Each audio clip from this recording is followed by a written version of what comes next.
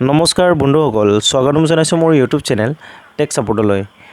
আপোনালোকে যিসকলে অনলাইনৰ যোগেদি আধাৰ আৰু ভোটাৰ আইডি লিংক কৰিবলৈ এপ্লাই কৰিছিলে তেওঁলোকে নিজৰ ষ্টেটাছ চেক কৰোঁতে নো ৰেকৰ্ডছ ফাউণ্ডৰ প্ৰব্লেম ফেচ কৰিছে। এই প্ৰব্লেমটো ময়ো ফেচ কৰিছিলোঁ। গতিকে এই প্ৰব্লেমটো মই কেনেকৈ সলভ কৰিছোঁ ভিডিঅ'টো ষ্টেপ বাই ষ্টেপ দেখাই যাম। গতিকে আপোনালোকে অলপো ভিডিঅ'টো স্কিপ নকৰাকৈ শেষলৈকে চাই থাকিব। যিসকলে নতুনকৈ মোৰ ভিডিঅ'টো চাই আছে তেওঁলোকে প্লিজ সাবস্ক্ৰাইব কৰিব, লাইক কৰিব, কমেণ্ট কৰিব আৰু শ্বেয়াৰ কৰিবলৈ নাপাহৰিব। এতিয়া বলক ভিডিঅ'টো আৰম্ভ কৰোঁ।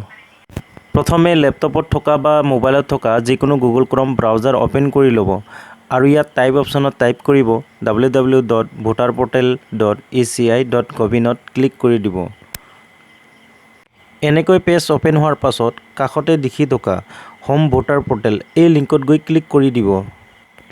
ইয়াৰ পাছত এনেকৈ এখন লগইন পেজ অপেন হোৱাৰ পাছত আপোনালোকে যিটো ইউজাৰ আইডি হিচাপে মোবাইল নম্বৰ দিছিলে সেই মোবাইল নম্বৰটো ইয়াত টাইপ কৰিব আৰু পাছৱৰ্ড হিচাপে আপোনালোকে কোনটো পাছপোৰ্ট বনাইছিলে সেই পাছপোৰ্টটো টাইপ কৰিব। টাইপ কৰাৰ পাছত আপোনালোকে কেপচাটো টাইপ কৰি আপোনালোকে লগইন অপশ্যনটোত গৈ লগইন কৰি দিব। লগইন কৰাৰ পাছতেই এনেকৈ এখন মাই প্ৰফাইল ডাটাবেজৰ ভোটাৰ পৰ্টেল পেজ অপেন হৈ আহিব। ইয়াত আপোনালোকে আপোনালোকৰ আধাৰ আৰু ভোটাৰ কাৰ্ডটো লিংক হৈছে নে হোৱা নাই সেইটো চাবলৈ ওপৰত থকা ট্ৰেক ষ্টেটাছ লিংকত ক্লিক কৰিব। ক্লিক কৰাৰ পাছত দেখা পাব যে কমপ্লেইন আৰু এপ্লিকেশ্যন। আপোনালোকে এপ্লিকেশ্যন লিংকত ক্লিক কৰি দেখি থকা টাইপ বক্সত আপোনালোকে ৰেফাৰেন্স আইডি পোৱা নম্বৰটো টাইপ কৰিব আৰু ট্ৰেক ইয়ৰ ষ্টেটাছ লিংকত ক্লিক কৰি দিব। অলপ সময় অপেক্ষা কৰিব। ইয়াৰ পাছত এনেকৈ এপ্লিকেশ্যন ষ্টেটাছ পেজ অপেন হৈ আহিব।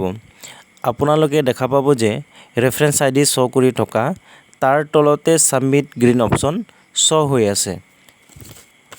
আপোনালোকে দেখা পাব যে এতিয়ালৈকে এপ্লিকেশ্যনটো প্ৰচেছতে আছে আৰু আপোনালোকে যদি একেটা নম্বৰৰ পৰা ঘৰৰ কোনোবা সদস্যক ছাবমিট কৰিছিলে তেতিয়া আপোনালোকে ৰাইট ছাইডত গৈ আপোনালোকে টাইপ অপশ্যনত ভোটাৰ আইডি নম্বৰটো দি চেক কৰিব পাৰে।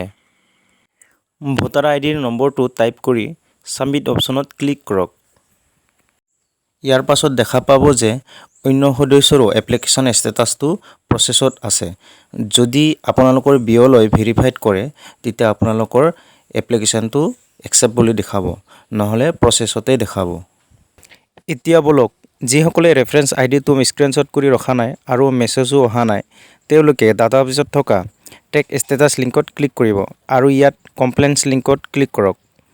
ইয়াৰ পাছত দেখি থকা বক্সত ৰেজিষ্টাৰ কৰা মোবাইল নম্বৰটো এণ্টাৰ কৰি তলত থকা ট্ৰেক ইয়ৰ ষ্টেটাছ লিংকত ক্লিক কৰিব।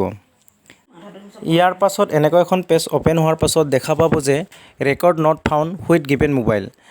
আপোনালোকে যিটো মোবাইল নম্বৰ দিছিলে সেই মোবাইল নম্বৰটো নট ৰেকৰ্ড বুলি দেখাই আছে।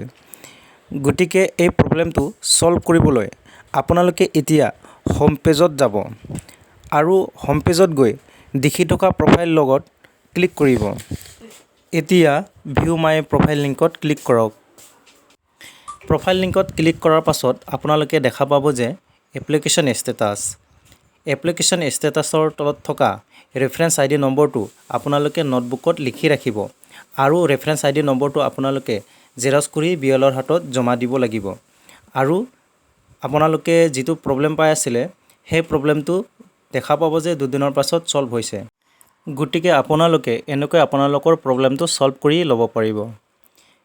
ভিডিঅ'টো শেষলৈকে চোৱাৰ বাবে ধন্যবাদ।